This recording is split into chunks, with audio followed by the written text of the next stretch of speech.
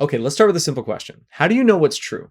And I don't mean like in a philosophical way. I mean like with a fact, such as Napoleon was short or that goldfish have 3-second memories. Because like what makes you believe that? Because chances are you've just heard that before, and that right there is where your brain betrays you. Because what if I told you that Napoleon wasn't actually short, or that goldfish, for all things considered, actually have pretty good memories? Chances are you wouldn't believe it, and that's not because you've studied these things. It's because the brain equates familiarity with truth.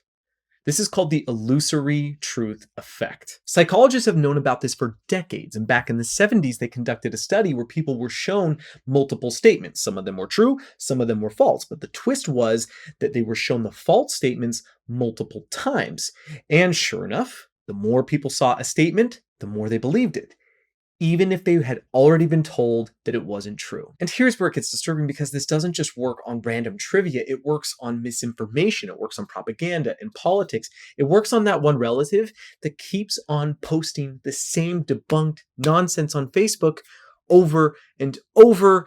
And that's because the truth does not win out. It's repetition that wins. The mechanism is something called processing fluency. Look, your brain loves shortcuts, and one of its favorites is, if this is easy to process, well, then it must be true.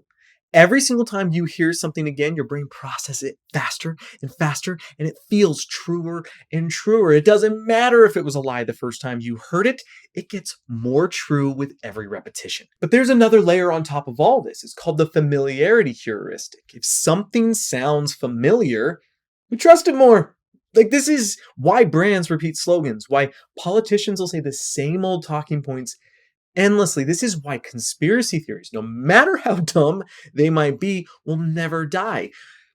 Once something becomes familiar, we just don't need evidence anymore. And that's because it feels like something we already accept. So what does this mean for like all of us? Well, it means that media and politics thrive on repetition. It means that advertisers know exactly what to say to you for you to believe that their product is the best.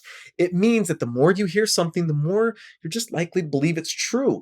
It means that social media, the thing that you're watching this on right now with all of its repetition-based algorithms, is really not that good for truth. But look, I'm not saying to throw it all out. Right? I wholeheartedly believe that we can weaponize this for good. It's an uphill battle for sure. But if we are focusing on saying things that are positive and evidence-based, right, that is really, really good. But this is a really big but. You have to be careful, because the moment you say something wrong, even if it was an accident, you make it more difficult for the people around you to unbelieve it later on. The brain will always take the easy route. It'll always choose familiarity over reality. So the best thing we can do is just make sure that when we can recognize it in ourselves, that we just don't spread it, right? That we make sure that we are not the ones that are spreading the lies.